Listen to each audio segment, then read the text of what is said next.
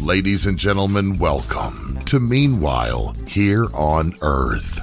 This program features in-depth conversations with the leading names in the subjects of UFOs, abductees, the paranormal, panel discussions, and the very best and brightest of the next generation of writers and researchers. Meanwhile Here on Earth, the show breaking new ground in alternative talk with your intrepid host, veteran investigative writer and researcher, Peter Robbins.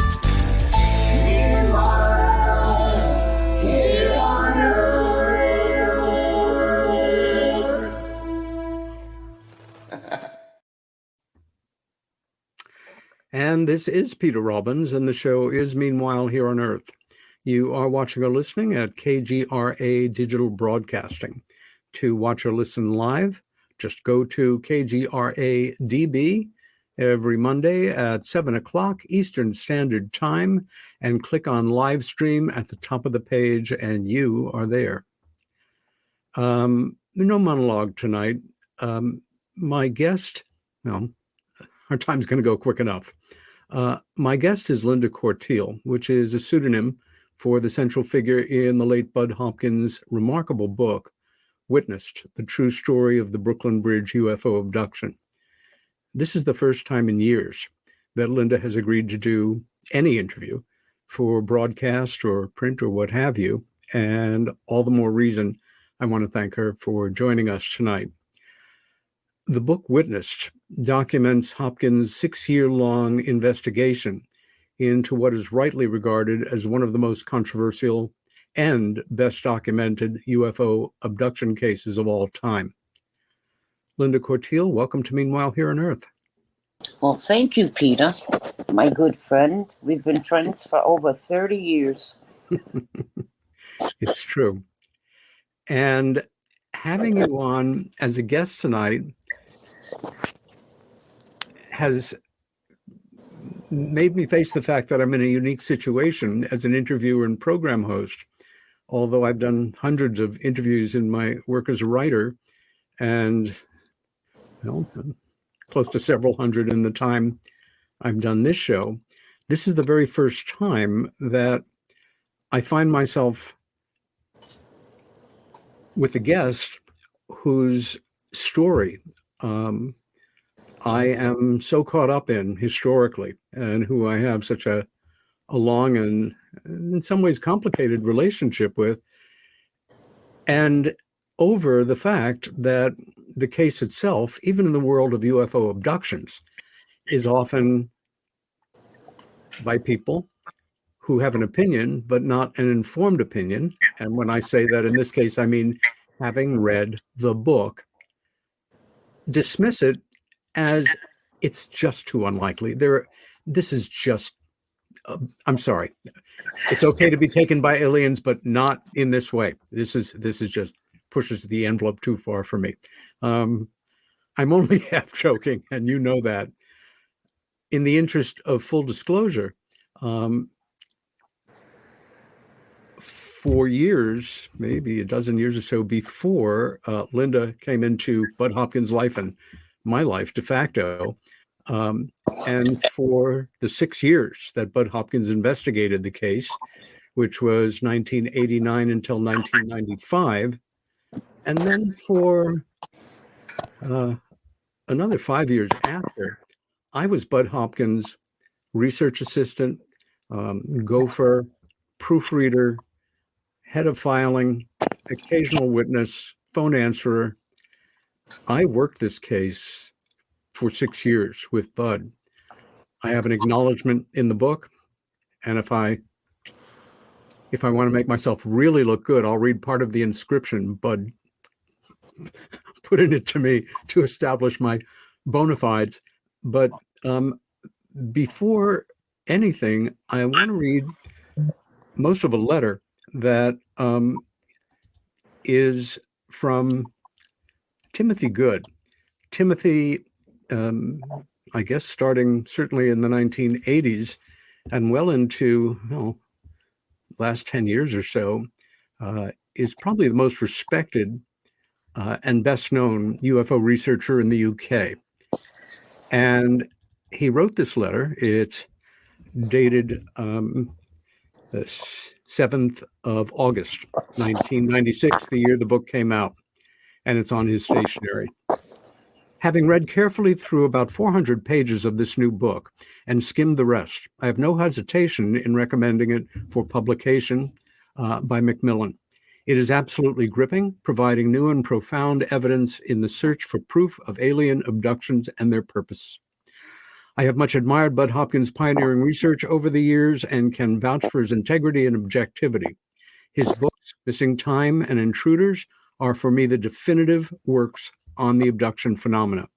Others in recent years, notably Dr. John Mack, professor of psychiatry at Harvard Medical School, have published books on this controversial aspect of the UFO subject, but I found none of these as compelling as witnessed.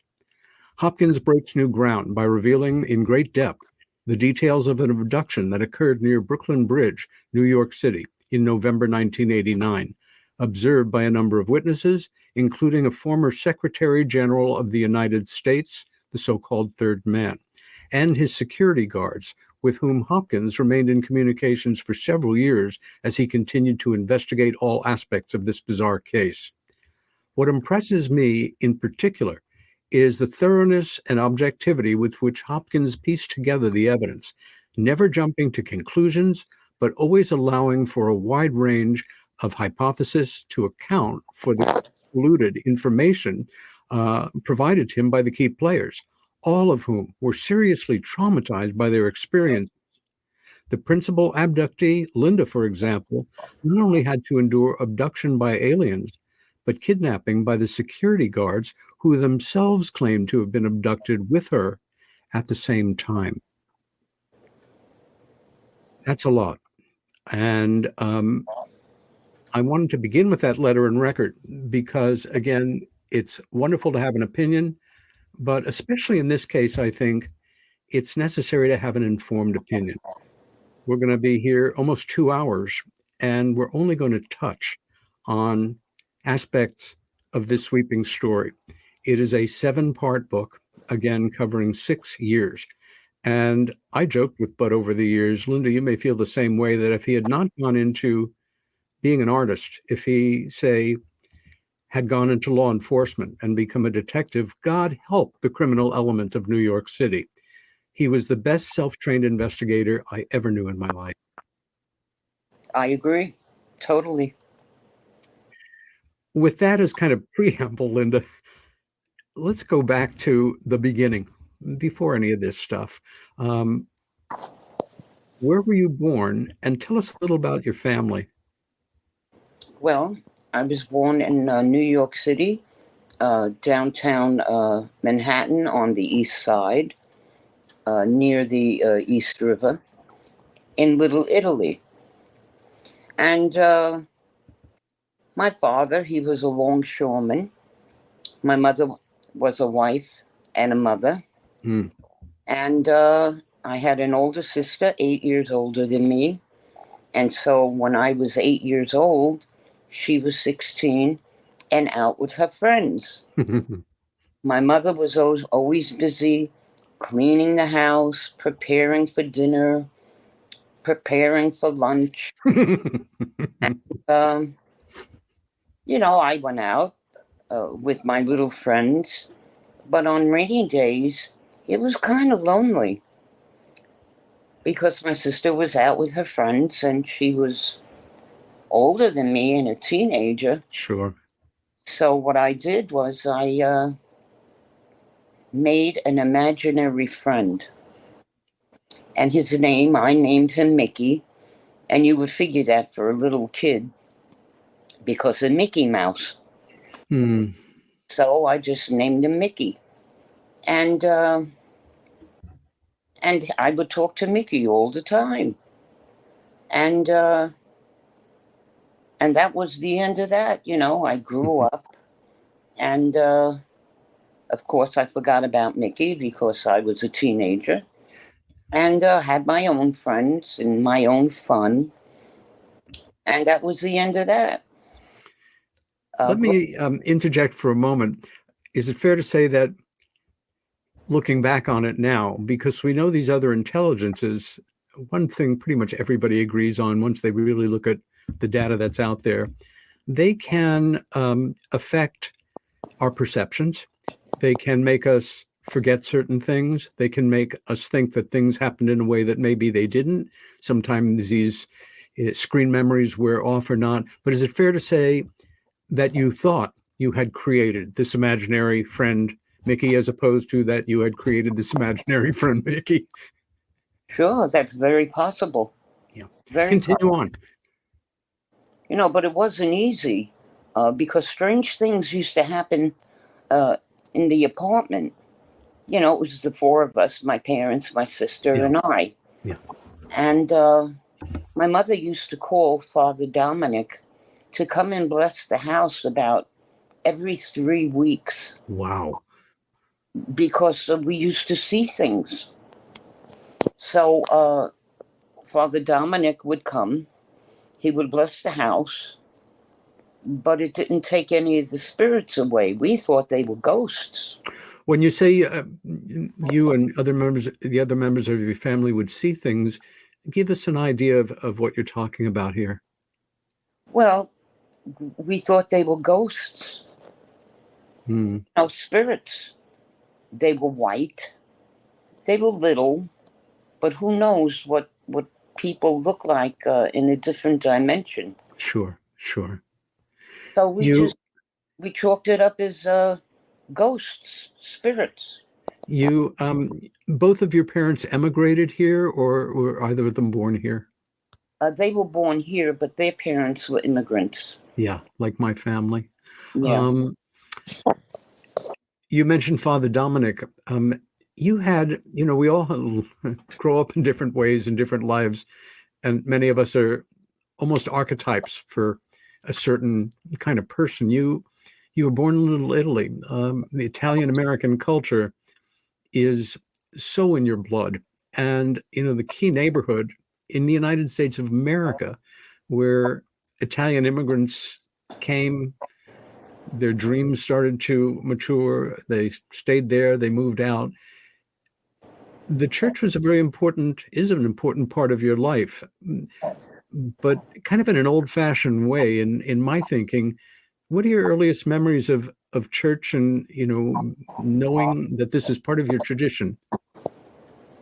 Well, every Sunday we had to go to church, and all the children had to sit together. It was 9:00 mass, and the nuns were there, to make sure we behaved.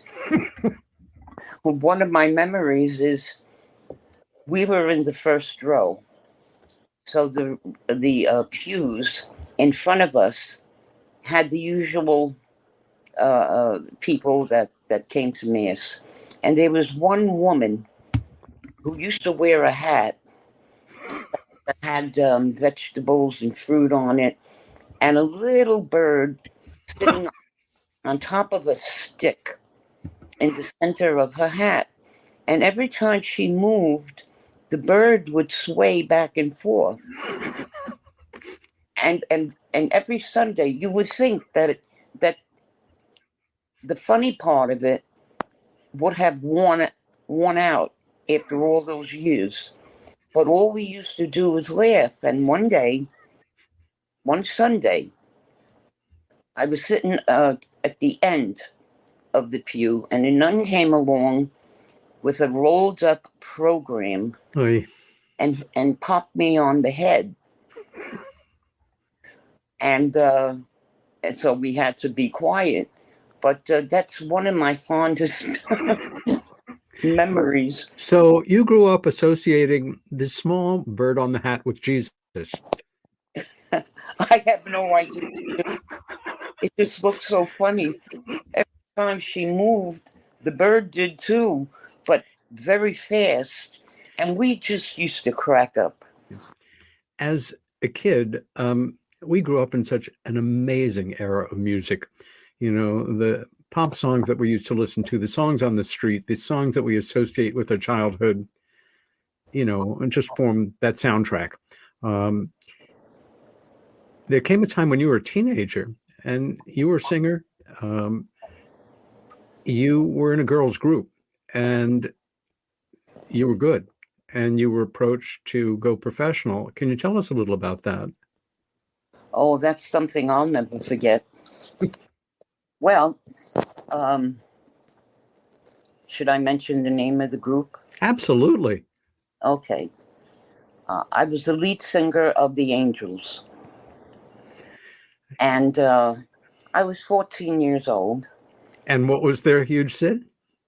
Pardon me? What song of theirs might we remember? Those of us old enough to remember? Well, the songs that I recorded with them, because with my being in the group, it didn't last long. It only lasted 2 months. And I'll tell you why. It was in the summer, school was out, and we were supposed to do a tour. So the girls, the other 2 girls were much older than me. So my mother had told my manager that she wanted to come along. So the manager says, fine, as long as you pay for your own travel expenses, hotel and all of that. Yeah, a chaperone for a 14-year-old is not inappropriate. Right. So, but in those days, it was different. Today, you can't do that. Today, a parent is welcomed.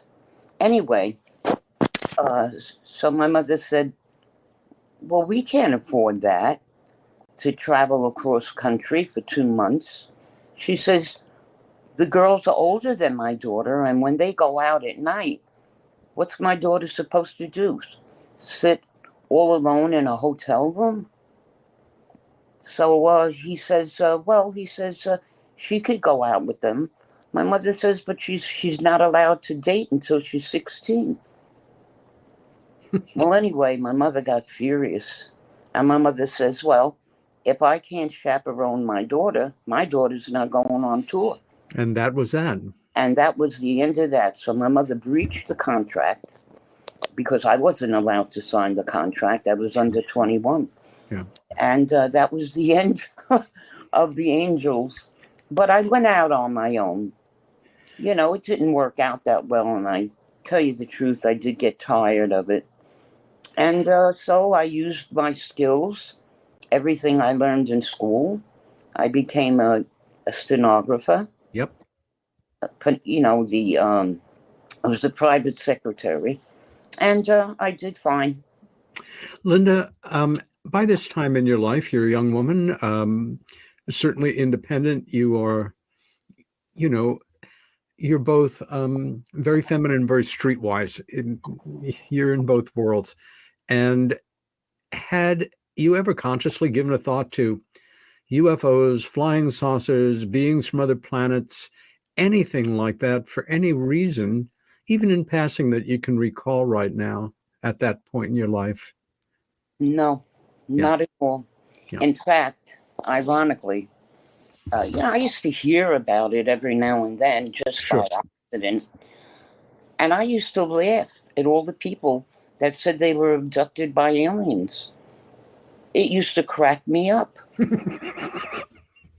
And as far as the existence of UFOs, I always felt there might be a possibility, but I didn't actually believe it. I wanted proof. Good point. You get married, yes, fairly young, and you start a family. I was 25 when I got married. Very good. And Johnny is your oldest? No, Johnny was the baby. Oh, right. You have 2 sons, and you're living in an apartment that we both remember well. You a lot better than me, down by Pier 17 and the beautiful Brooklyn Bridge. What happened to give you the first indication that something was going on in your life, and that had been going on in your life, that had kind of been background noise on a certain level, but it was becoming clearer? Or what do you think was the trigger, or what's your first memory that I've got something I need to look at here and maybe deal with? Well, when my firstborn, Stephen, was born, when your new parents, you take pictures and you're so proud of your baby. But I noticed that all the photographs that we had developed, it made my nose look crooked on one side. So I thought it was the shadowing Right.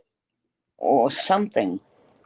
So one day I looked in the mirror and I put a finger on each side of my nose, and I realized there was a lump. Yeah. On one side of my nose, not a great big lump, but it terrified me because I thought, it's possible it's a tumor. Sure. And with the tumor, and if God forbid if it was a malignancy, Yeah. well, that's right square in the middle of my face. That's right. More So logical to think that than something wild and fantastic. So I made arrangements to see a specialist, and I went to the doctor, and the doctor says to me after he examined my nose, he says, "Oh," he says, you had nose surgery." Oh, same thing my sister was asked. So I said, "I've never had nose surgery before." He says, "Well, you have a scar on in your nose, on the wall of the nose."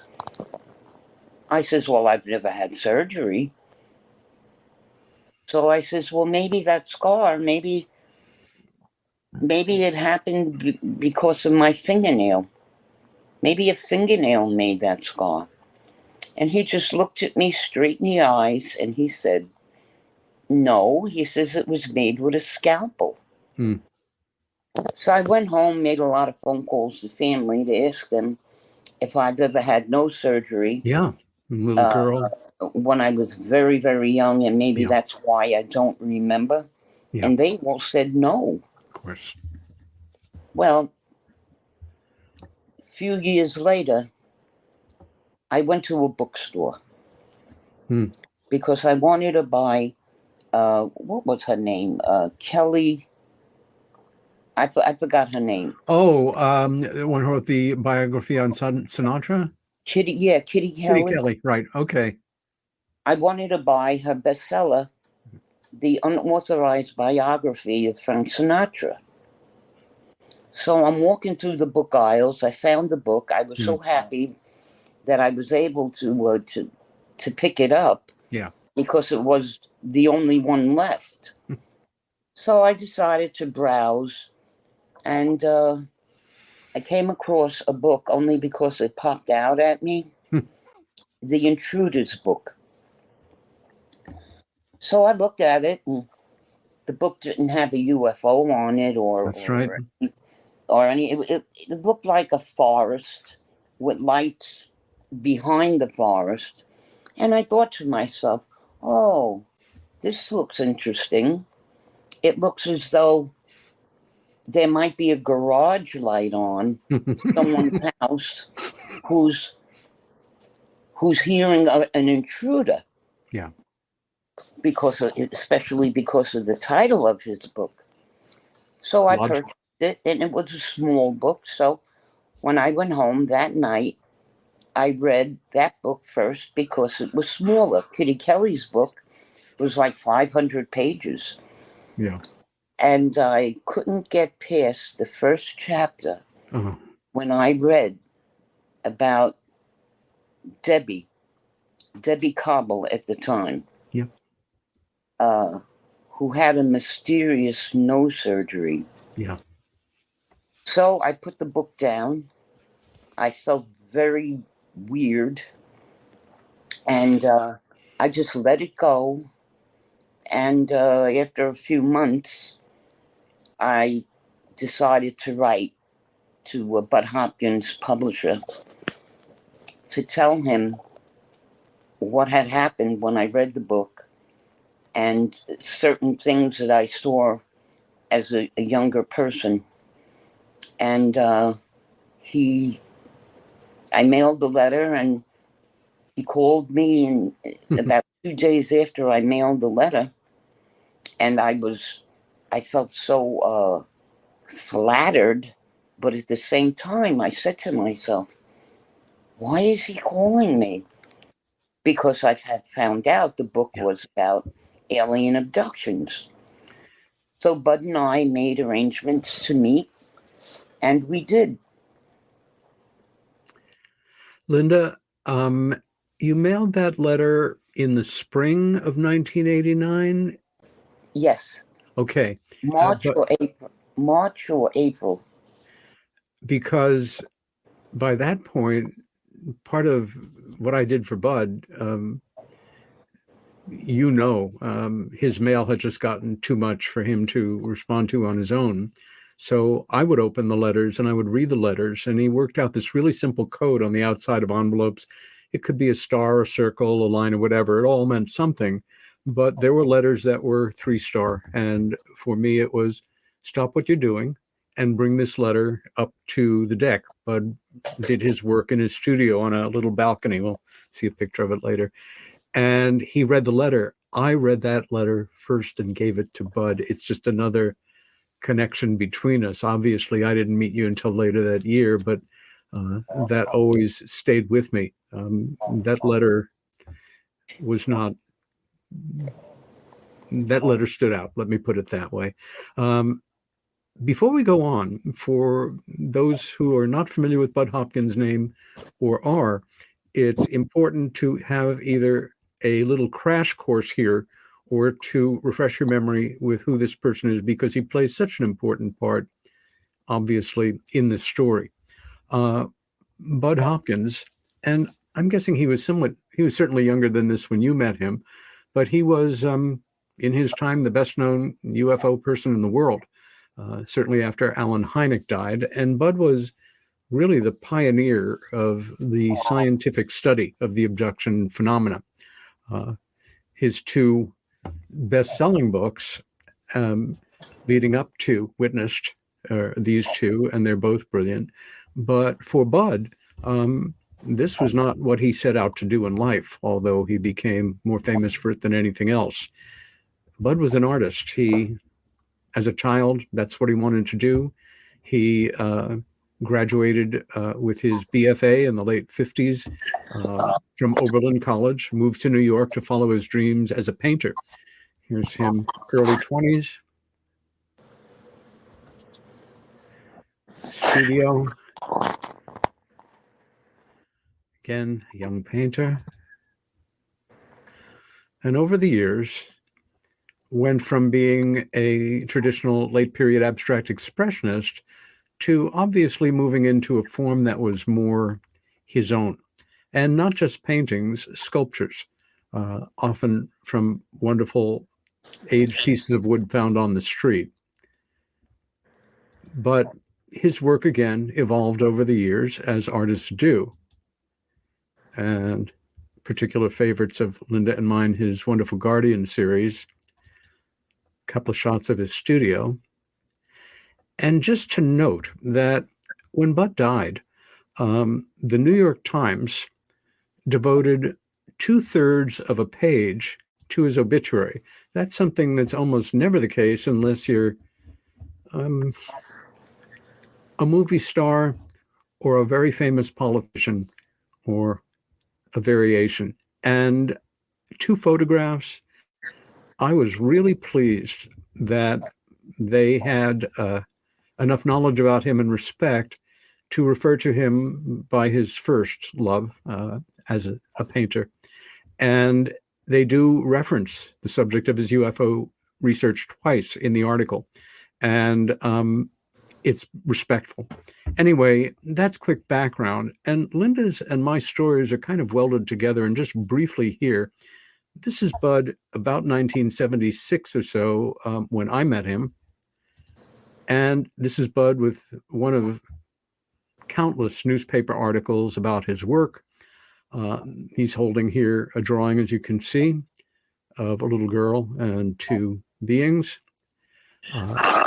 This is one of those original drawings, and the person that did them, I guess technically you could say, was my first case, although I would never use that word, my late sister Helen, who was very close to Linda as well.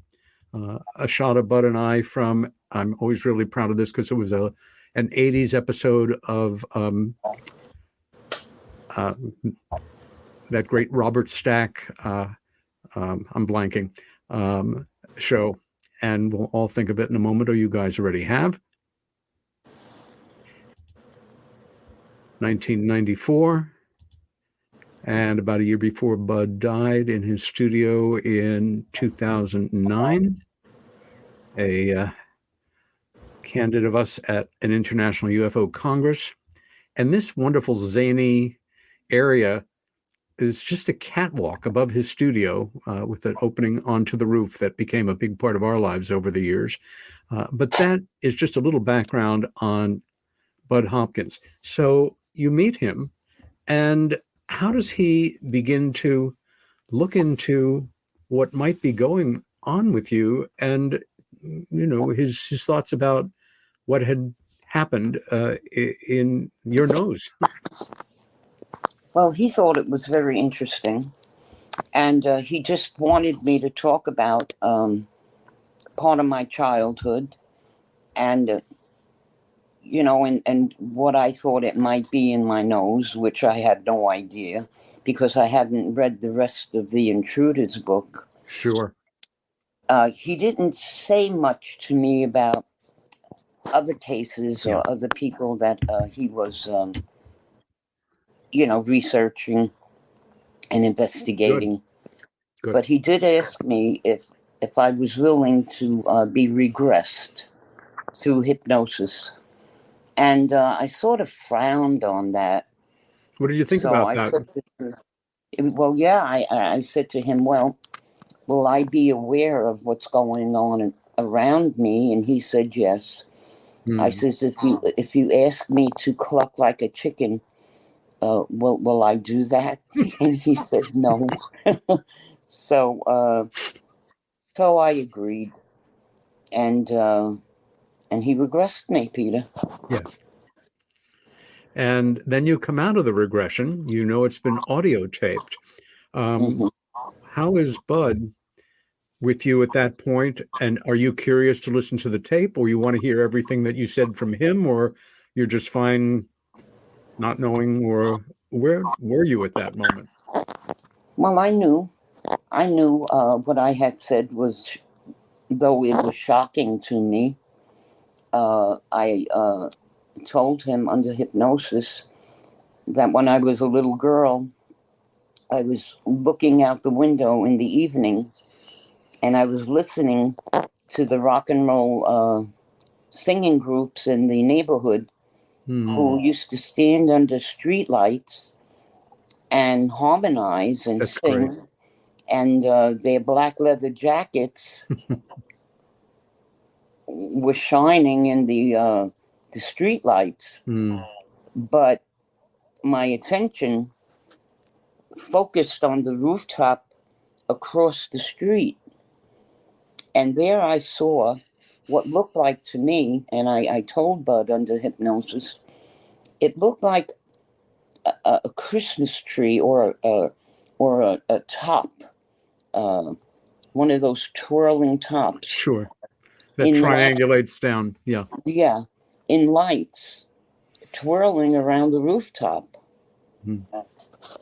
And so that was the end of the hypnosis. So, you know, I kind of, you know, I wish I could have seen the expression on my face, because consciously I didn't remember that. And Bud didn't say anything about alien abductions before the hypnosis, or even anything that had to do with UFOs. Yeah. Good. And I hadn't finished reading the book because it frightened me and puzzled me. Yeah. So I just looked at him and I says, what was that? So then we went upstairs and he explained to me what it might have been. And I went home feeling kind of strange, a little confused too. Sure. And by the way, when I went to the nose specialist, Yes. it was so bizarre to me that I might have had a nose surgery that I didn't even know about, Yeah. that I saved the receipt from the doctor's visit. Interesting. Excuse me the way I'm talking. I'm getting over a cold. That's no problem. It's one thing I'm very thankful for about you as somebody in your position. You save things, and some of them have never even come to the surface yet, and in their time may. But you were so helpful in being able to flesh out the story with real bits of things to connect you to those moments and times and the like. So at this point, Well, you know what it was, but I didn't want. But I'm sorry, I called you. But no, that's okay. I didn't want him to think I was crazy. So I brought the receipt from the nose specialist. Good. Because I didn't want him to think I was nuts. Yes, understandably. So yeah, that's why, I saved things. I kind of figured I needed some sort of evidence. So time passes. Again, your primary responsibilities, you have two growing sons, you have a husband that you love, you've got a household to run, family, things to do, church. What is the next thing that happens that kind of jars you or brings you into a deeper awareness that something more has happened here? Well, I met Bud in April 1989. Right. So it was a few months later. It was in November 30. And I got a phone call. That day was an awful day. I got a phone call from Mother Superior. My youngest son was going to receive his Holy Communion. Yes. But before you can do that, you have to have your first confession. So what happened, he was standing online in church next to the confessional. Right. And the priest is in the confession booth. And they all had to go to confession for the very first time so that they could receive Holy Communion. So I didn't know at the time that he had plans. He wanted his best friend's lizard, his pet lizard. So John told his friend, and he was about 6 years old. He told his friend, I'll bet you that I won't get any Hail Marys for penance after I tell my sins. What 6-year-old is going to have, sins anyway, but okay.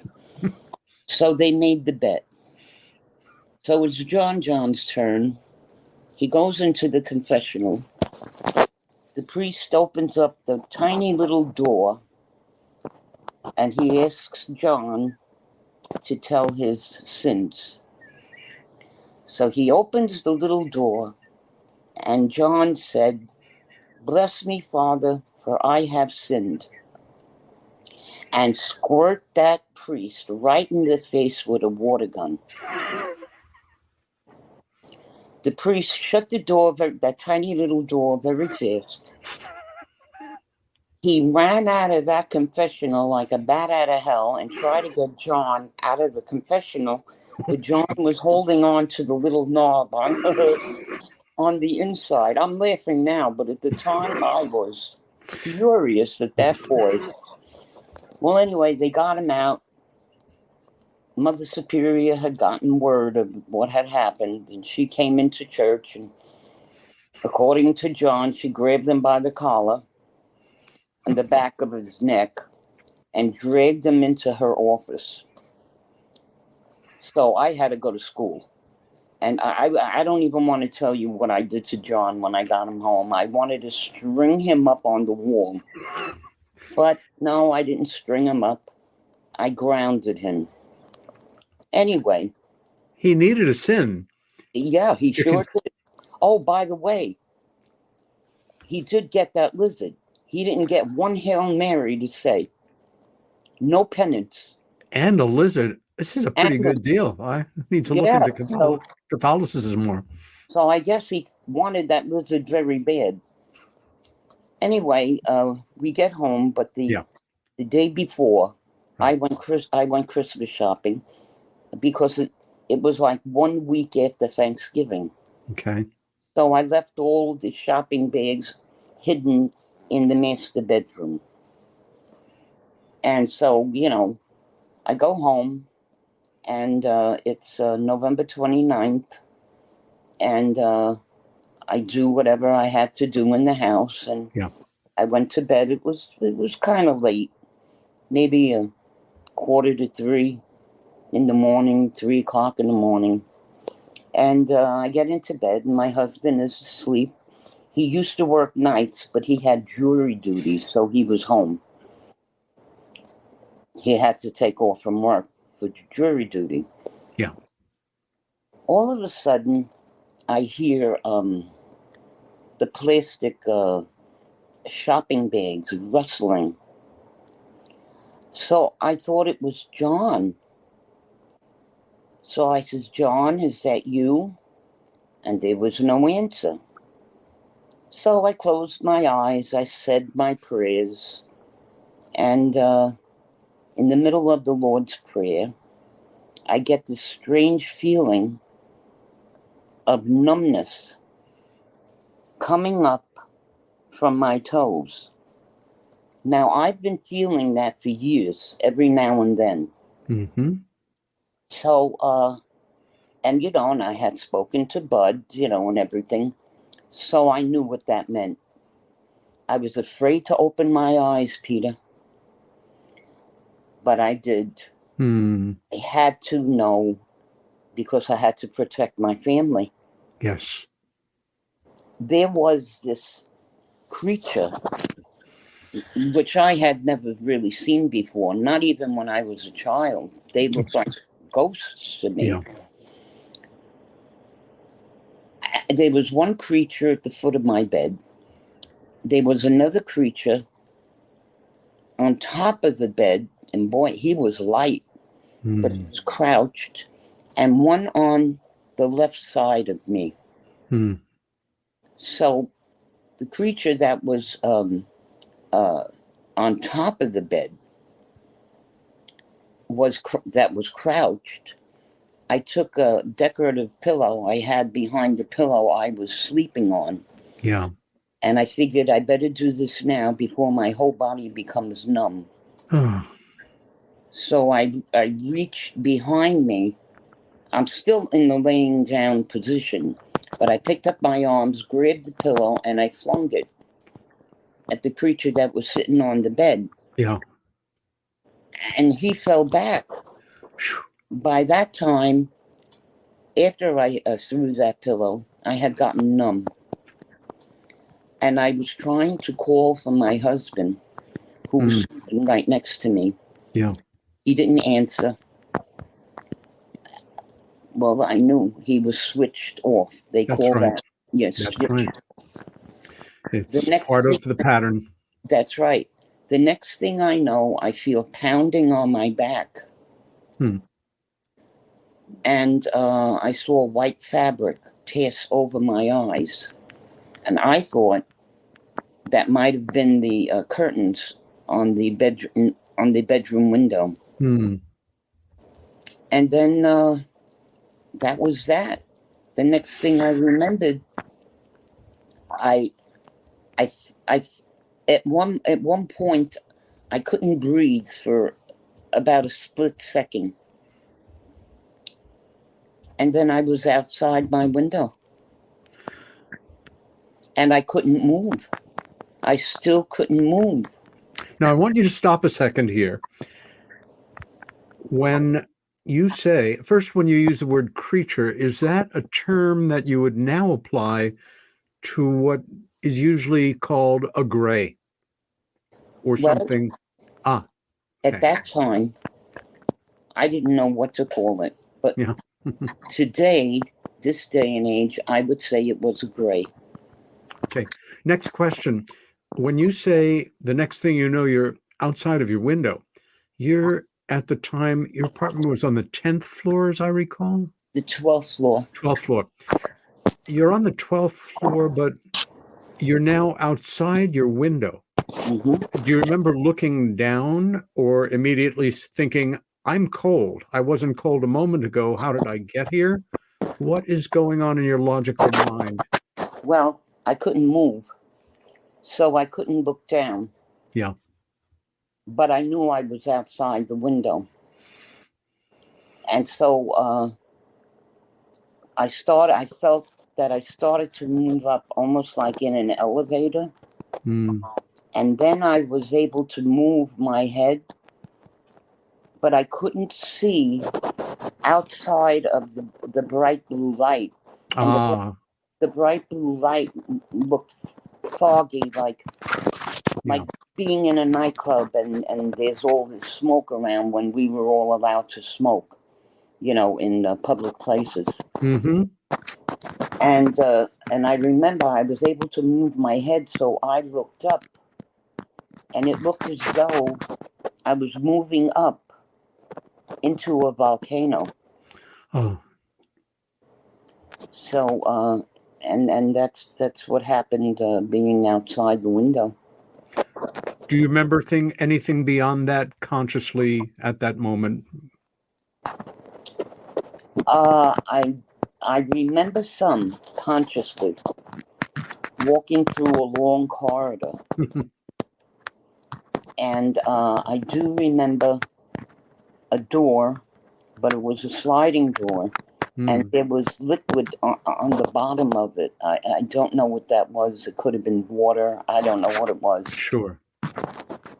And the next thing I remember is leaving, and I felt something or someone pull me. We found out later on the door closed on my nightgown. And when I went to walk forward, it pulled me back. And that was that. And next thing you know, you wake up in your bed again, remembering some of this or not? Oh, no. I remember I was dropped into my bed. Now, I don't know from what height. It could have been 1 foot, 2 feet. It could have been from the ceiling. I don't know, but I dropped into my bed. Wow.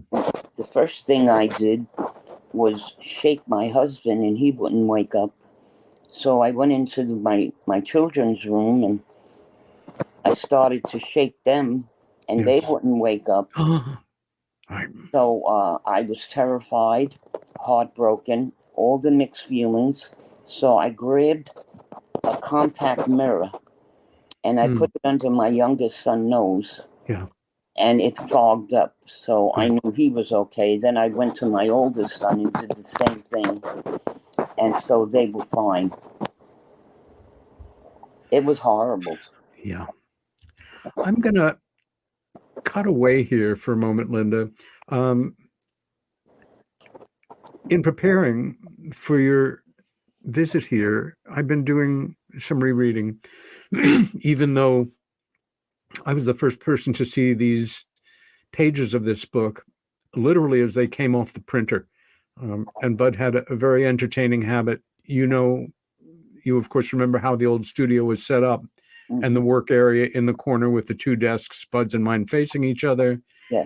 When he'd be working on an article or a conference paper or any of his books while I was there, as a piece would print off, a page would print off, he would take it off the printer and drop it, and it would float down like a leaf, and it would either land on my desk, the floor, or my head. And it was great fun trying to catch an error. I mean, Bud was the best first draft writer I've ever known. I could rarely find a comma out of place, but when I did, I took great joy in annoying with him with it for as long as possible. But he is a very fine writer. And when fueled with the passion of investigation and details that were real, you know, he was like a rocket. I want to read the beginning of Witness to give our viewers and listeners a sense that this story didn't kind of build up gradually in a way. In certain ways, it hit the ground running. And with that said, I'll also say, again, this is the first page of the first part of 7 parts. And the chapter headings in the first part alone, underneath the FDR drive, confrontation, the tape recording, the third man, seizure and investigation, the April abduction and the third man, search for Richard and Dan, the downtown chase. That said, let me read you something. Outwardly, the envelope was unremarkable, but the letter inside drove a spike through the heart of reason. It was postmarked February 1st, 1991, and addressed to my home. The envelope had been marked personal and important, though inscriptions such as these are not at all unusual in my daily mail. As an investigator of reports concerning unidentified objects, I have received literally thousands of personal and important letters from witnesses and participants in these encounters. But as I soon realized, none had ever conveyed news like this. Quote, "Dear Mr. Hopkins, my partner and I are police officers. We have been in a serious dilemma because of our strict profession and our lack of knowledge on this subject. We didn't know what to do or who to turn to and hadn't done so until recently.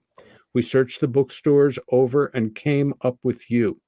There was an address in your book, Intruders, but it was through your publishers. In turn, we let our fingers do the walking through the white pages. Much to our surprise, there you were. We're hoping that you are the correct Bud Hopkins." So here it goes. One early morning, about 3 to 3:30 a.m. in late November 1989, we sat in our patrol car underneath the elevated FDR drive of South Street and Catherine Slip, observing the surroundings around. Sitting on the passenger side of our vehicle, I reached into my shirt pocket for a stick of gum. As I opened it, I looked down at the silver wrapping that was left in my hand and saw it reflecting a firelight type of reddish glow. I looked up through the windshield to see where it was coming from, and there it was, a strange oval hovering over the top of an apartment building. We don't know where it came from.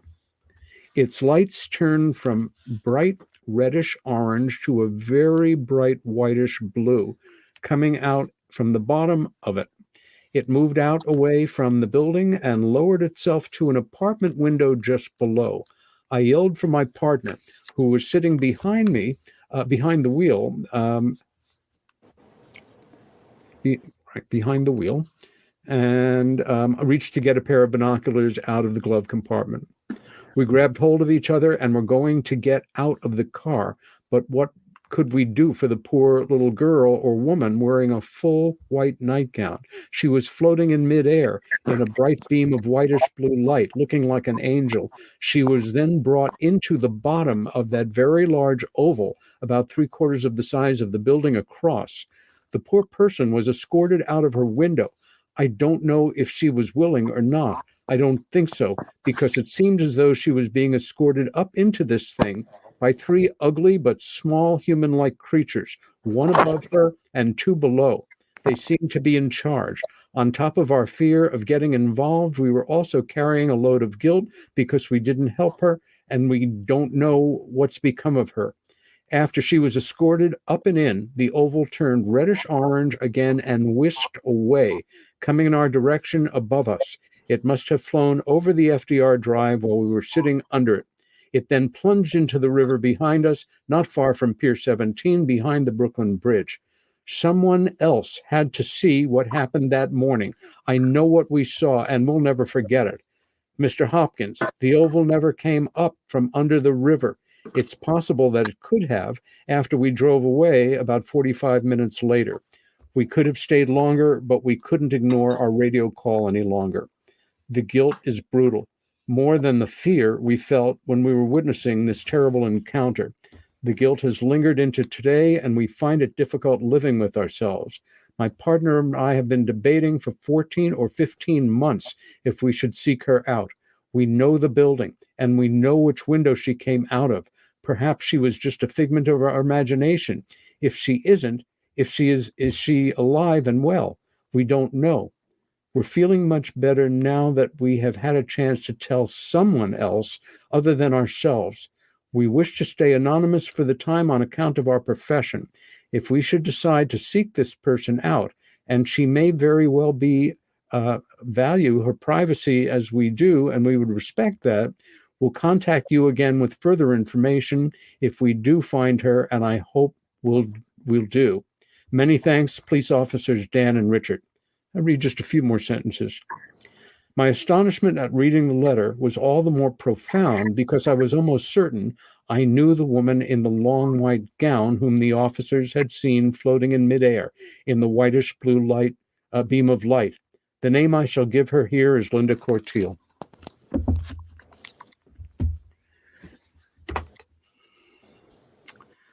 Linda, it's now time for a break, and we'll come back in 4 minutes. This is Peter Robbins with my special guest, Linda Cortile. Meanwhile, Here on Earth is the show. Don't go away.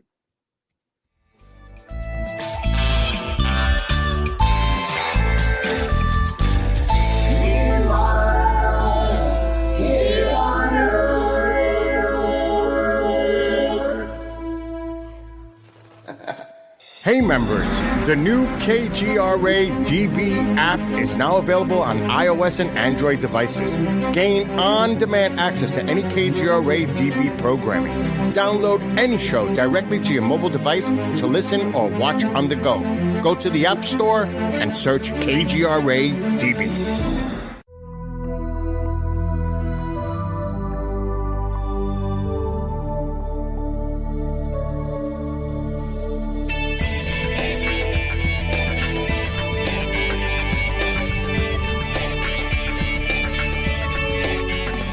Are we alone in the universe? The most important question facing humanity is on the verge of being settled once and for all.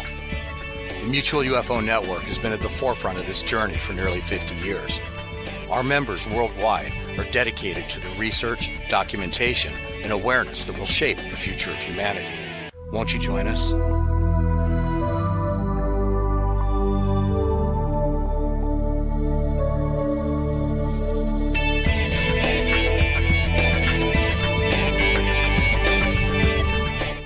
It's not just a donation.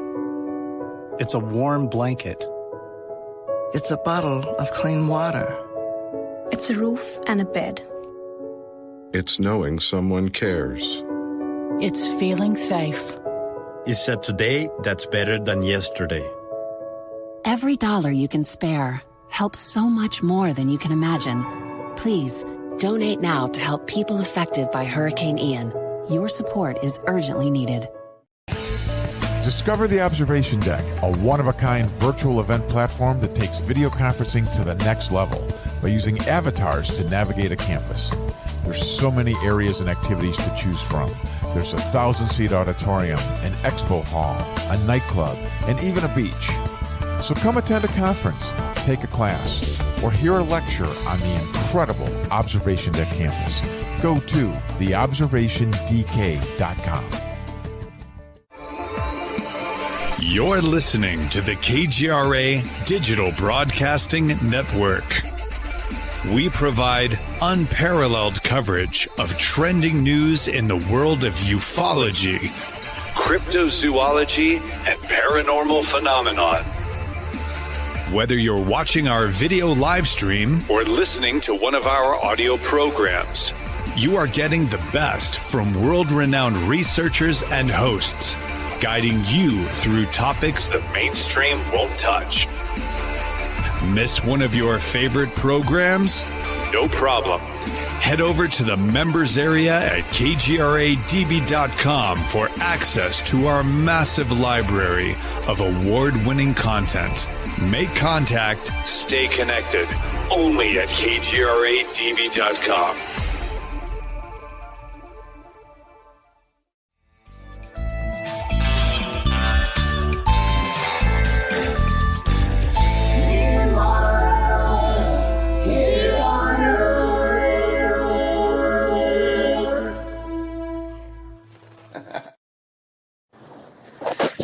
And we're back. Peter Robbins. Meanwhile, Here on Earth is the show. Linda Cortile is my guest. Linda, at some point, did Bud show you that letter from Richard and Dan? Yes, at some point. Do you remember? I know from talks with Bud at the time and you, when we were first starting to getting to know each other, what you had hoped you would gain from your meetings with Bud was to find out, in so many words, what was wrong with you so you could get whatever the prescription was so it would go away. Is that an exaggeration? Oh, yes. First, I wanted to know what was going on with me. And I had hoped that he could, well, I don't know. I just felt, I didn't feel normal anymore. Yeah. And meeting other people who had the same experiences did help a lot. And that's why I went to his support group meetings. Yes. And we'll get to that in a moment. But at this point, you're not really supported in this, except that, you know, you're starting, Bud and you are starting to have this relationship. Do you remember at what point Bud presented to you maybe that letter, other pieces of information that had started to come to him, letters from other people? As we know, there were a surprising number of witnesses who were willing to come forward and whose accounts are part of the book. When that preponderance of evidence put you in a position where you had to say to yourself, my God, this is really happening? Or, you know, well, yes, I tried to deny it away. I thought that maybe somebody was trying to play a cruel trick on Bud. I thought it was mean. I thought it had to have been a joke. And so I denied it and kept denying it, but then I had to stop because as the witnesses started to come forward, I knew I couldn't deny it anymore. Let's set the scene a little bit with a very special piece of architecture for both of us. Brooklyn Bridge, if you're not a New Yorker and you've never visited, is unlike any other bridge in the world. It was the largest suspension bridge ever conceived of when it was built. It was the architectural marvel of its era. To give you a little bit of scale, the stanchions, the two stanchions that we're seeing there, the one on the New York side, stands 28 stories above the water and then down from there. It's a bridge that's been tremendously romanticized. It's been the subject of locations in numerous films, paintings, books, photo essays. I love the Brooklyn Bridge. It's very special to me, but the association with this case is undeniable. That's right. And in checking the date on this, Linda, this picture was taken 11 years ago this month. Oh, okay. I'm wearing my baseball cap. I used to almost dress up looking like a little boy when I left the house after the witnesses came forward and the news found out about it in magazines and radio and, you know, all of that. I didn't want to be recognized. Yeah. So I used to take all my hair and stuff it up in a baseball cap, you know, and go outside so nobody would recognize me. Bridge on the right is the Brooklyn Bridge. The bridge on the left is the Manhattan Bridge, which was the view out of my window for many years when I lived in Chinatown. But let's get to it, Linda. This is the very top of your building. This structure, you'll see variations on this on countless buildings in cities like New York. They're kind of cosmetic it's a to water tank. Exactly, the water tanks under there. This is a photo of the top of your building. I see it looks like there's a penthouse there, but what you were on the 12th floor, was there one floor above you? Yes. Okay. And this is the first of a number of drawings. Janet, who made her presence very well known to Bud by writing him and sending him drawings she had seen early one morning, returning from Brooklyn over the bridge, of seeing what was happening. And again, Bud's a public person. His address is post office box addresses in Intruders, among other places. She wrote to him. And what we are seeing directly below the craft is this structure. Also, in all the drawings that Bud started to get, every handwriting or typewriter face was different. Almost all the accompanying letters were handwritten. All of the postmarks were different. And when colored pencils or the like was used by the witness, it was, this is upside down. And there's everybody stand on your head for a moment, please. And if you're on the air, just imagine. Anyway, all of the color sequences were the same, from one to the next,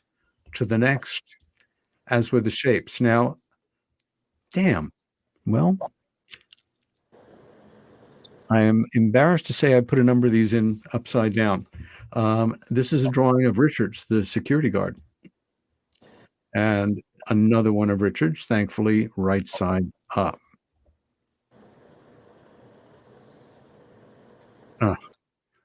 I'm sorry.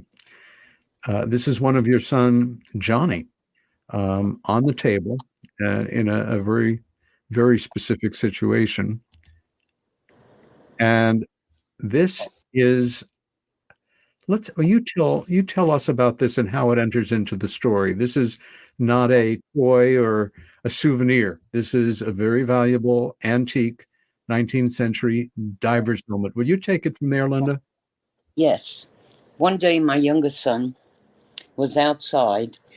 He was going to the grocery store, or perhaps maybe he was bringing coffee to the some of the workers at the New York Post. I think that's what it was.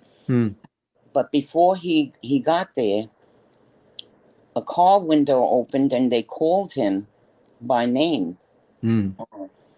And the windows were darkened.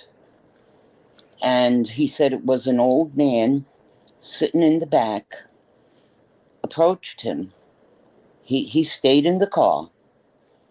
And he mentioned to John that he had a gift for him.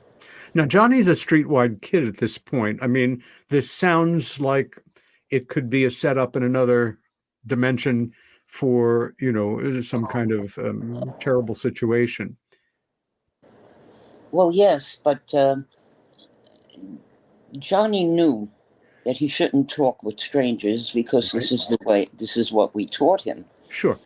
So he backed away from the car. Yes. And the older man said, I have this gift for you. He says, and he opened the door of the car and he showed Johnny this diver's helmet. So Johnny was impressed. So he moved closer. And the older man gave it to him. And I guess that was the end of their conversation. But Johnny didn't know what to do with it.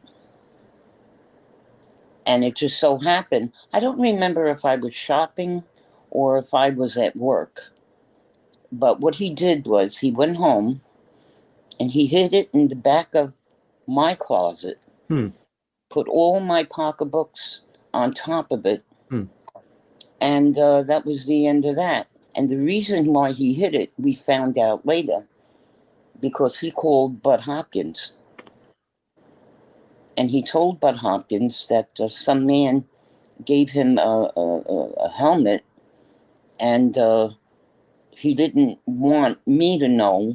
Yes. John didn't want me to know, because we taught him never to talk to strangers or accept anything from a stranger. But he loved the helmet. So did Bud bring this to your attention? That's right. So he hid it. So then I find out Bud had to tell me. And, but this is after I found it. I was looking for a certain pocketbook to match the shoes I was wearing that day. And I came across the helmet.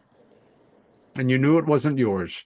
I says, what is this? I thought I was going nuts, especially with alien abductions. And I says, maybe I am crazy, but I don't know where this thing came from. Yeah. And I certainly didn't buy it. At least I don't remember buying it. And then I called Bud. And I told him I found a diver's helmet in my closet. How did it get in my closet? And I think...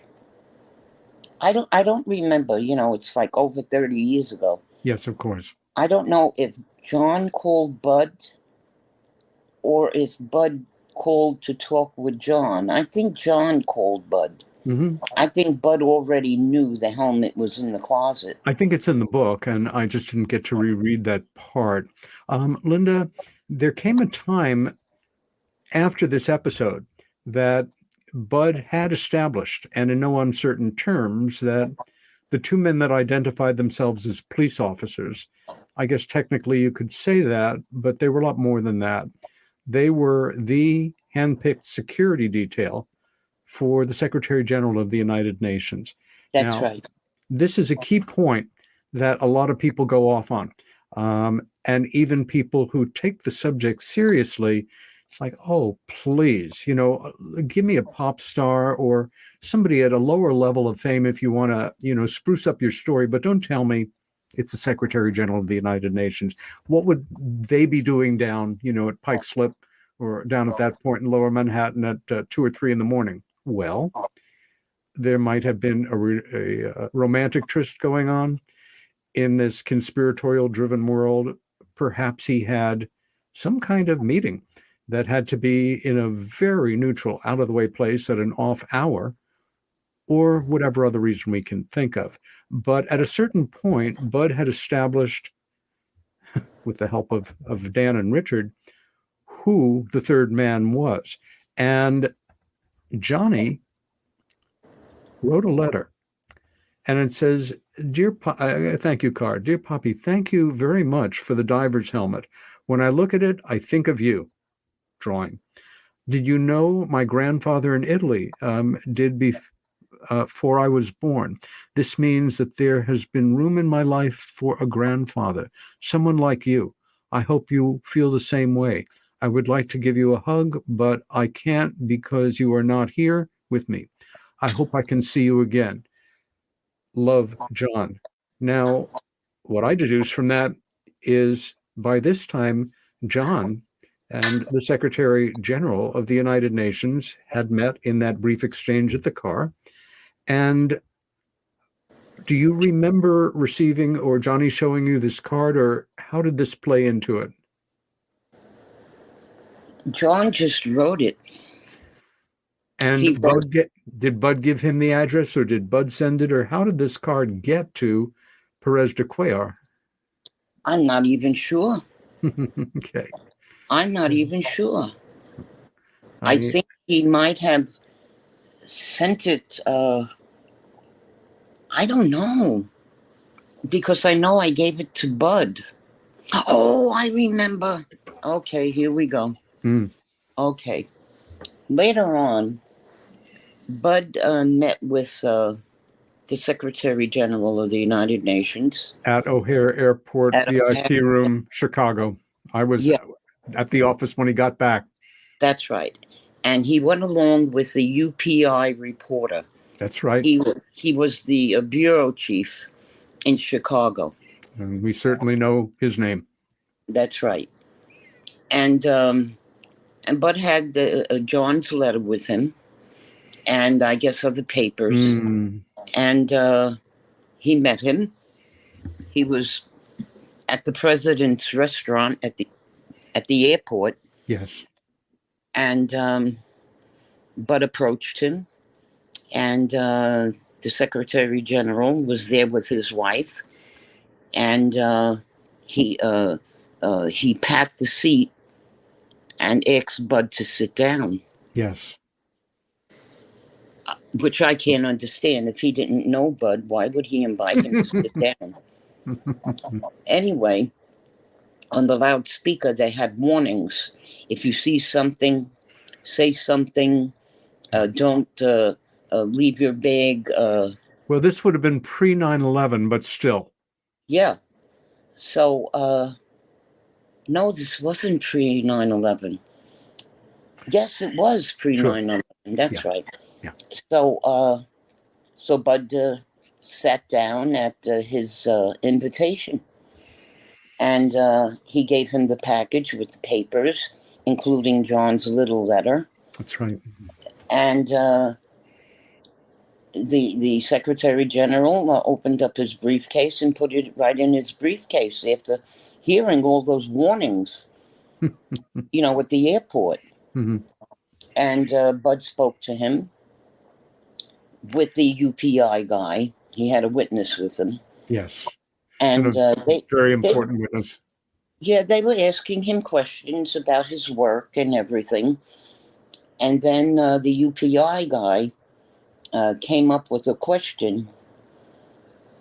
And every time he questioned the Secretary General about UFOs, the abduction, the Secretary General would just evade the whole subject and talk about Chapter 11 at the UN and what it entailed, and he would go on, and then the reporter would ask him another question, and he would just change the subject. And why didn't he just deny it?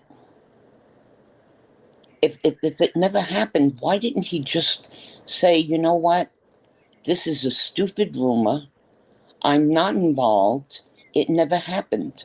That's right.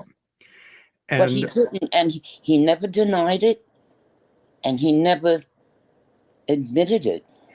Also, by this point in the story, for those not familiar with it, the Secretary General and his two security people, along with Linda, had been taken. And there was an episode out on a beach on Long Island that... whatever it was. Exactly. And I wanted to hear you say what you just said, because, again, this had been prearranged.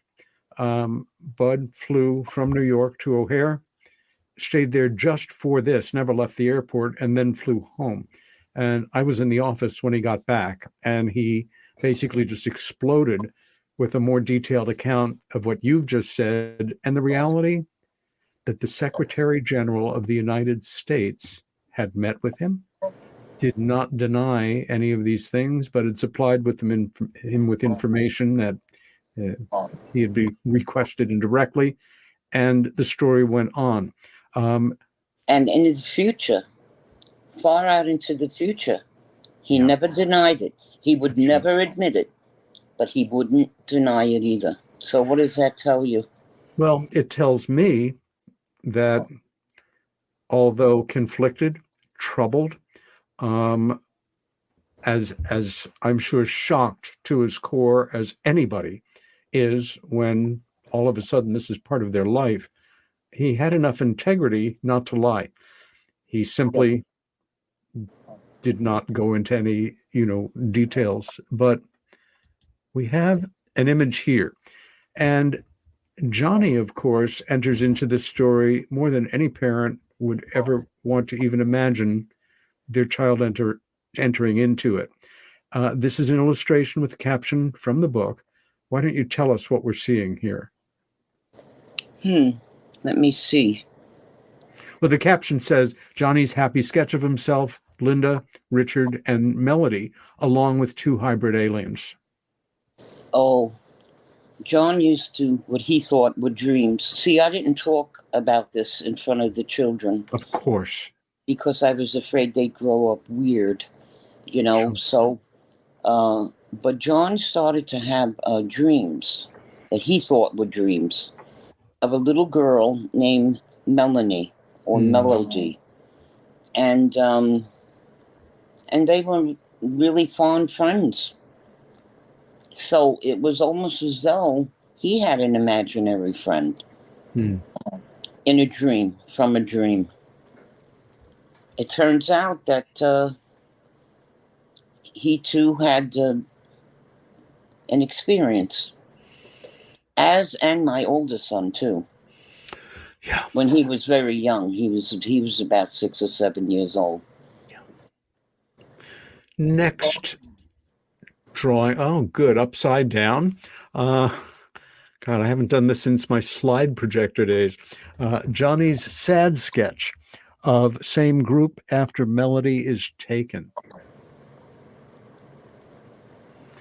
Anyway, one of the things that I think came through in Timothy Good's letter, that certainly comes through in any of Hopkins' case investigations, is how deep he'll drill down and his due diligence in examining all the evidence as objectively as possible.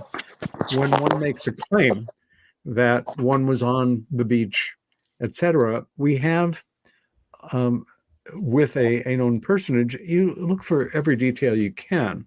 And was it, again, I only read parts of it. It's funny. Well, Richard brought back, according to Richard, he brought back sand samples. Yep. From that beach.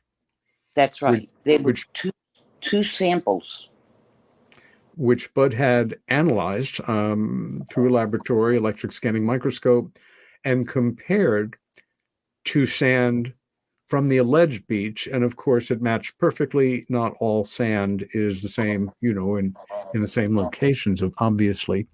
And one was refined and the other one wasn't. Yeah.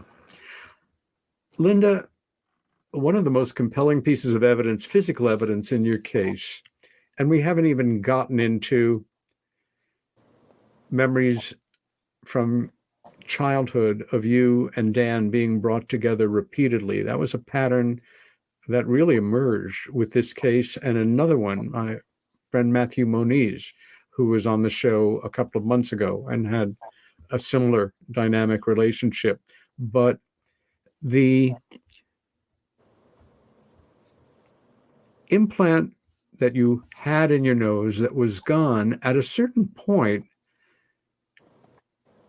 how did you become aware that something had happened in that area again? Well, I wanted to know what was wrong with my nose. I mean, to hear a doctor years before told me I had nose surgery, and I did not. Of course. So I wanted to know what was in there. Oh, yeah, it could have been built up cartilage. And it was built up cartilage. Sure. From the scar. So my niece is a podiatrist. And she was bugging me for years. Aunt Linda, have your nose x-rayed? No, I just wouldn't do it. Sure. But at this point, after finding out what was going on with me, I agreed. Yeah. And so she x-rayed my nose and... Your niece did this. That's important to remember. Yes. She was my niece. Right. And this is the x-ray that came out. I had an object in there. So it looked like a backwards 2, and in the circle of the 2, there was a rectangular object within it. Linda, how would you describe the quality of your relationship with that niece up until this moment in time? Well, we were very close. Yeah. Only 13 years apart. Yeah.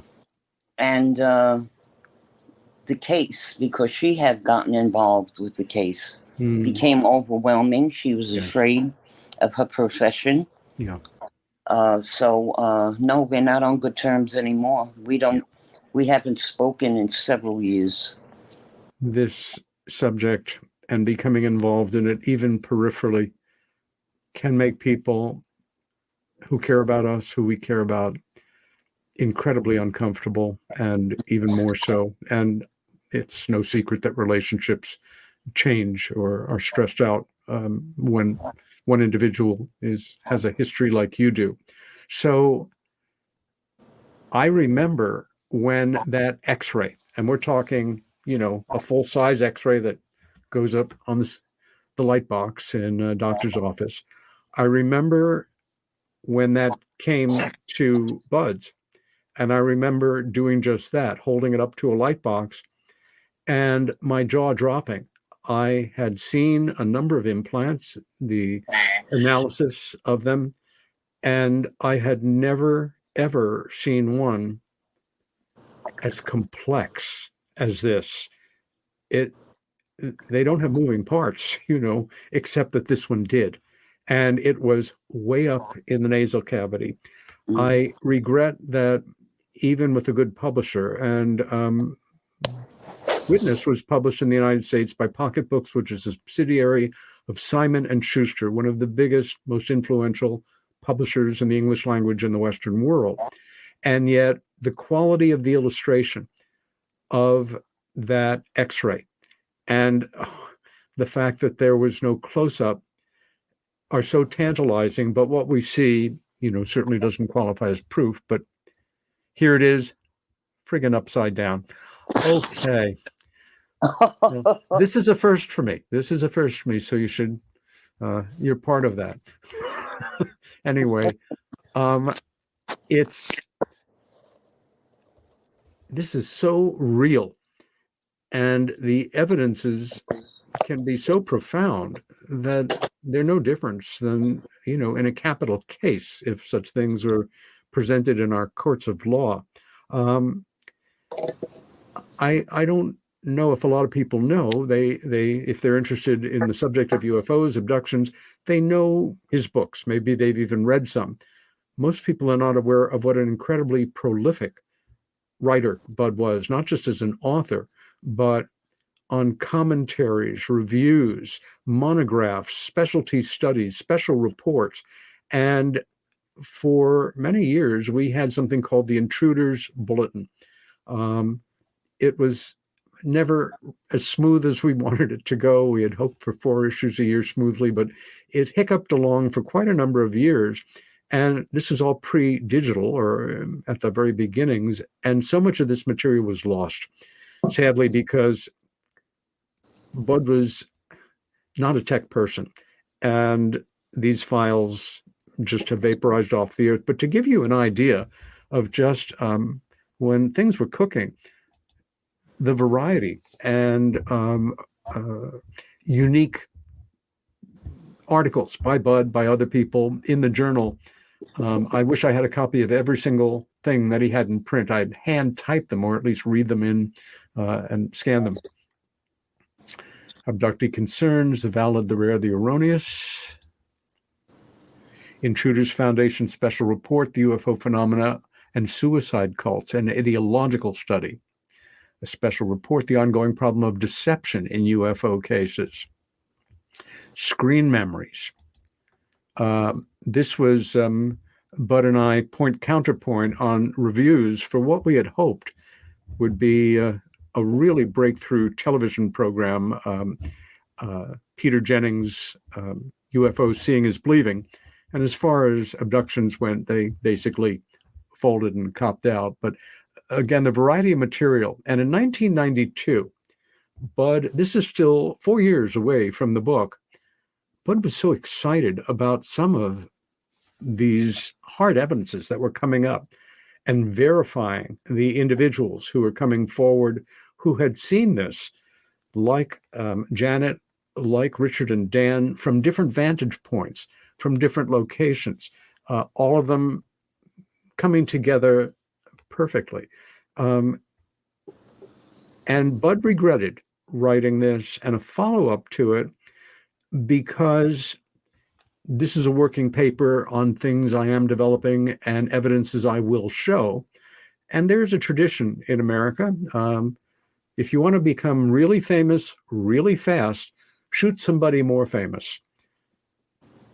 It's the way it is sometimes, allegorically or actually. And if you can attack somebody well-known, distinguished in the work, whatever your field is, and say, I'm having trouble believing this, and all of a sudden you're a player. And a number of individuals emerge who just became, I don't know, like gnats, like flies. They had found their niche in life, which was to attack this case based on incomplete evidence. The Three Stooges. As Yeah, you there was a handful of debunkers. Phil Plath was one of them. The other three, and they said, oh, well, either Linda hoaxed the case or she's hallucinating. Well, there you go. I certainly didn't. How could I hoax the case? I would have had to pay off 22 witnesses and keep paying them through the years. Hallucinating, well, then that would mean that all the witnesses saw my hallucinations. But they didn't. At first, it bothered me. Who wants to be called a hoaxer or a nut? Who's hallucinating? Who wanted to be known as a UFO space cadet to begin with? It was humiliating to me. Well, again, if one wants to come in on the attack, you don't need, to our dear friend Stanton Friedman, don't bother me with the facts. My mind is already made up. And there's no arguing with people like that. Ultimately, though, the book is published and it makes a difference. And it made a big difference when the Holy Roman Catholic Church got involved. That scared me. That's right. That's right. And that's a whole nother story. Maybe for another time, yeah. There came a time, though, once Bud started working with you, when you joined the support group. It had been running for some years at that point, begun in the earlier 80s. My sister Helen, a member of the original support group, and I don't remember whether she was still actively in the group at the time that you joined it, or she would come and go sometimes. Or you just, the two of you struck up a friendship, through Bud. But I remember how much she adored you and that she loved that you had been lead singer for the Angels. I mean, Helen had quite a musical career, and you two, I mean, on the surface could not be more different people, but you certainly became close in that period. So a couple of pictures to take you down memory lane here, and I'm curious, any thoughts, memories that come up with them.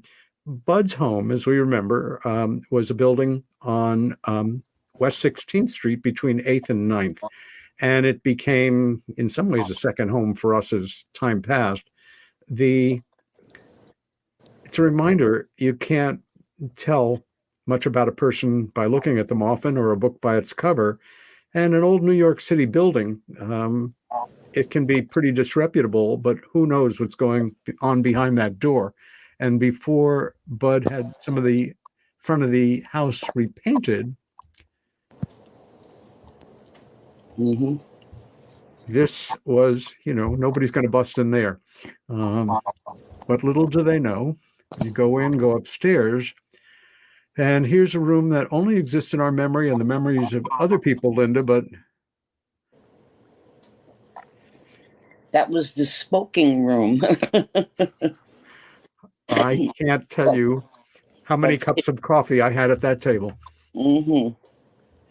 And then you'd turn around and you'd head down a hallway and you'd come into Bud and April Hopkins and their daughter Grace's living room.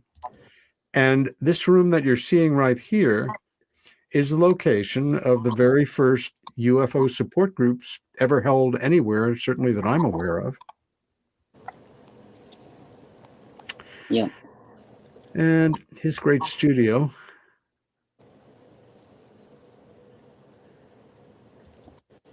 Another shot of the studio.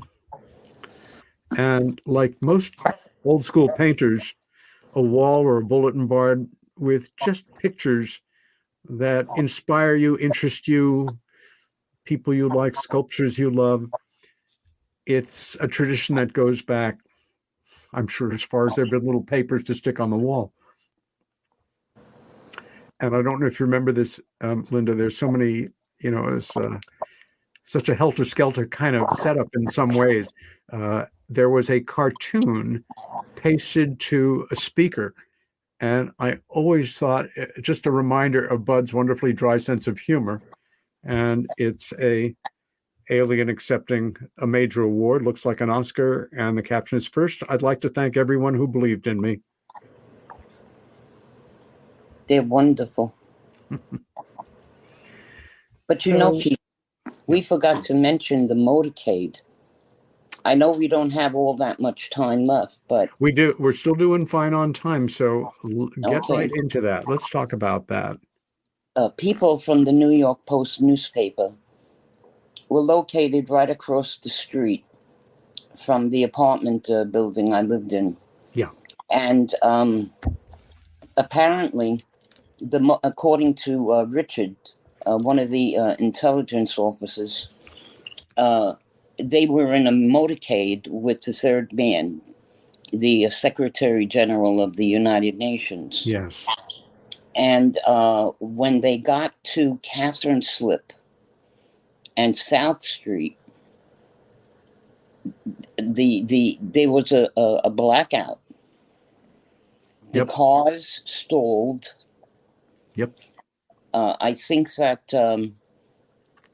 Richard said that they were either second or third in the motorcade. Yeah. Again, this is a small motorcade, but that's the... No, they said it was about 24 cars. Oh, keep going. Okay. And so the cars, everybody's car stalled. And that's when Richard and Dan and the third man, because the third man was in the car, yes, saw the UFO hovering over the building. Right. To a point that the New York Post newspaper had to stop running because the electricity went out. And so they had to work on a generator. And that was the only way they could get the newspaper out. I don't know how long it lasted, maybe 10 minutes or so.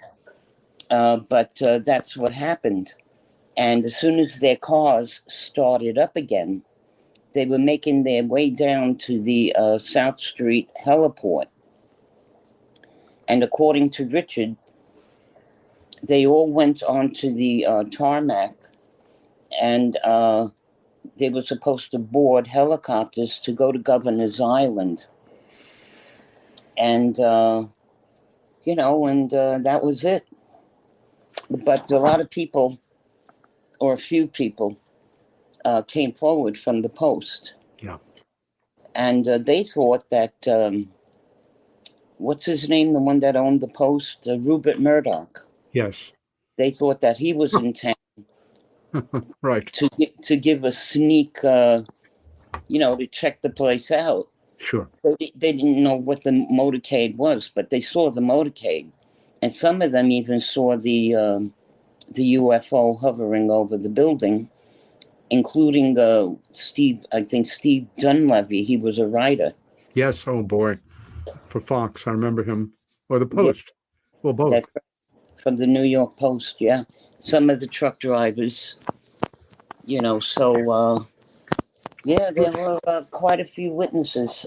The woman on the Brooklyn Bridge. Yeah. There were other people in their cars on the Brooklyn Bridge. Very much so. And their cars stalled. That's how Janet was able to sit and draw. work. And I don't think she drew it at that moment, but she had a pretty good look. And she said we were all in fetal positions, the three of us in the bright white, bluish light, before we sailed up into the object. So, but I denied it. I denied it until there were so many witnesses. I just couldn't deny it anymore. Again, Linda, you first approached Bud and he began working on researching, investigating, corroborating this account as it all came out more than 30 years ago. Neither of our memories are exactly what they used to be, but most important thing I hope some of you are getting from our conversation is you really need to read this book. It's one of the most thorough investigations and one of the most challenging.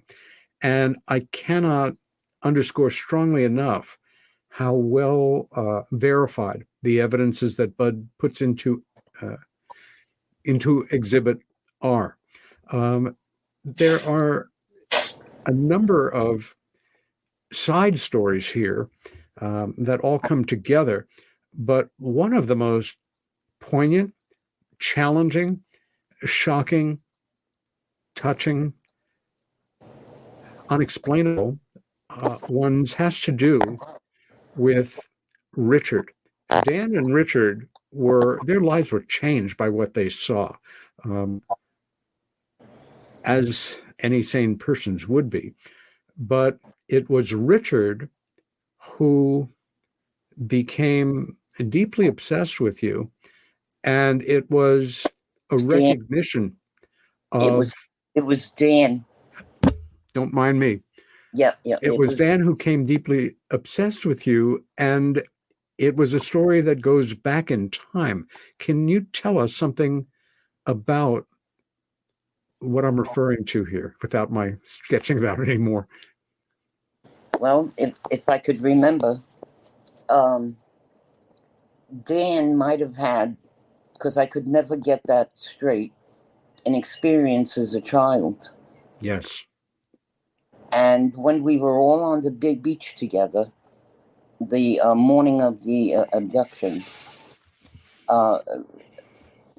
Richard and Dan and the third man, the Secretary General of the United Nations, Dan in particular thought I was in cahoots with these aliens, these rays. Yeah. And from that time on, Richard had told us that he was never the same. He lost his mind, Peter. Well, the last we were able to trace of him, he had been taken out of service. That's right. We do not know his final disposition, whether he's alive, whether he is not, whether he's institutionalized, or we just don't know. But I want to refer here now to a memory that ultimately did emerge of Mickey and Baby Ann. There was a time in childhood where you were brought together on a number of occasions as you got older. That was my imaginary friend, yeah. Yeah, a well-lit space. And you still are hardcore Yankee baseball fan, but as a kid, and I guess it was even more challenging for a girl, you were such a dedicated fan, you used to sleep in your baseball cap. Yes. The reason I bring it up is because when you were taken as a child, you were wearing that cap. And can you tell us a bit about what you remember in terms of you and this boy that you interfaced with? Well, regarding that hat, among other things. Well, whenever I had an experience, I would meet this little boy. I don't remember whether or not I was wearing that hat, but I could never really see his face because we were in this bright white environment. And so the light behind him was shining so bright. Yeah. I had to hide my eyes. And even when I didn't have to hide my eyes, I couldn't see his face because his face was shadowed a lot because of the light that was behind him. And at one point, I really don't remember if I was wearing that hat. What you might remember is your two children, you're brought together. This is strange, but for some reason you're not panicking. But he had a habit of when you were close together, and it was, I always thought of it as kind of a friendly sort of teasing, boys and girls. He would turn the bill of your hat to the side, which you did not like, and you would straighten it up again. Well, then I did wear my hat. Yeah, I did have it on my head. Okay. Yeah. Yeah, that used to annoy me. And he'd tease me. But one time he said that I reminded him of the color yellow, which I could never understand, but I said, okay. But he used to tease me and called me a baby, and, like that. And I really disliked him. At a time when you actually were face to face with him, or with Richard, with him communicating it, did he identify himself as that little boy? Well, he always looked familiar to me, but I couldn't put my finger on it. And at that time, I didn't know that he was the one that was one of the three that was abducted along with me. Yeah. And then it came out. It came out that he too was abducted, and that's why he always looked so familiar to me. Yeah. Because I saw him on the beach. I saw him, I saw Dan, and I saw the third man, the Secretary General. Can you imagine? There are four of you. You have had this experience together, experiencing it separately, each one of you, that you're one of the three of them, and you're on this beach, and you're there with this woman in a long nightgown, no shoes, and there is a photo, well, there are two photos that, was it Dan or Richard, took of you. It's very haunting. Again, no denying this, certainly on the part of the individuals involved. At this point, we have a few minutes to go, and I want you to kind of sum up in your own words what you feel that, before I do this, I promised a listener that I would ask a question. And I think I know what the answer is going to be. And as I told him, I didn't think it's the right question because, let me just first say, I've come to strongly feel that we're dealing with a myriad, a whole bunch of different civilizations, beings, intelligences, some of them corporeal, some of them interdimensional, who knows what. The ones you and I are talking about is a very narrow subset. They look a certain way, they're involved in a certain behavior, they take people, they follow bloodlines, and, they bring them back. Your mother once said something to you that I found so poignant, because you never talked about her per se with alien abduction or anything like that. Can you share that moment with us? I had asked you about it the other day. Yes, I was married about a year. I was 26 years old. And every Sunday we would go to my parents' house and have Sunday dinner. A nice, authentic Italian dinner. And I left the kitchen and I went up through the hallway, which leads to the bathroom and the bedrooms. And my mother was in that hallway. And she pointed to my room. And she said to me, "Don't ever forget that room." And I says, "No." I says, "I haven't. It was my room." And then she took her hand and put it on the wall. Mm. She patted the wall, and she looked at me straight in the eyes, and she said, "Linda, they come out from that wall." And I'll never forget it. But I didn't really understand. I thought maybe she was talking about when I was a child and we used to see ghosts in the house. She was talking about them. But what she really meant was that it was happening in the new apartment because we have moved out of the old neighborhood. Yeah.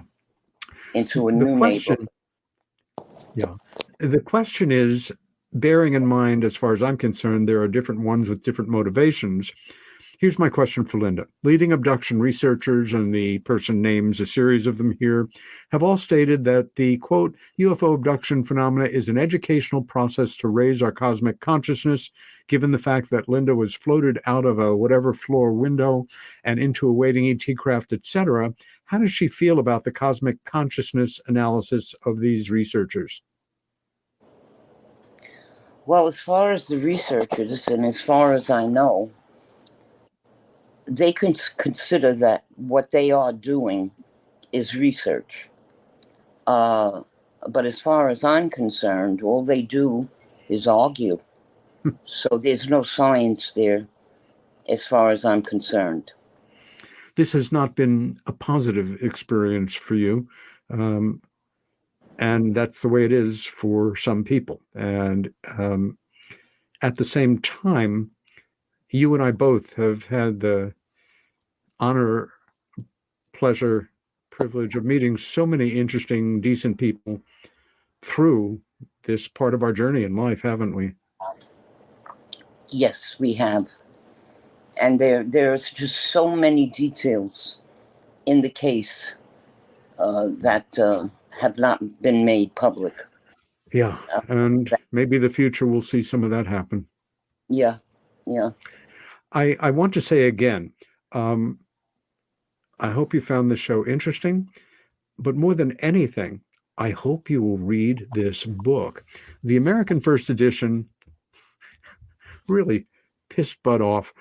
He had said to the artists here, as a best-selling author, major press, Simon & Schuster, I'm fine with anything on the cover except an alien or a flying saucer. And I guess they heard alien and flying saucer. Yeah, let's put that on the cover. I thought that the cover that was designed by the British press was just fine. Very powerful. It tells the story. You don't need a cartoon illustration to read it. Any closing thoughts in the last minute that we have, my friend? Yes. From the time the case was unfolding until today, there are a lot more witnesses. Yes. Some of them, we don't know if they're authentic because they came forward after the book was published. Mm-hmm. So, they could have just read the book and decided they wanted to be a part of it. I don't know. Or had the courage to then come forward, the way more people are now since the whole UFO picture has changed. That's in right. any case, in 1996, we are having our, I have to cut you off because we're kind of having our own missing time experience right now because we're out of it. This is Peter Robbins, my old friend and very special person in my life, Linda Cortile. The show is Meanwhile Here on Earth. Linda, thank you so much for joining us, and the rest of you will see you next week. Bye-bye.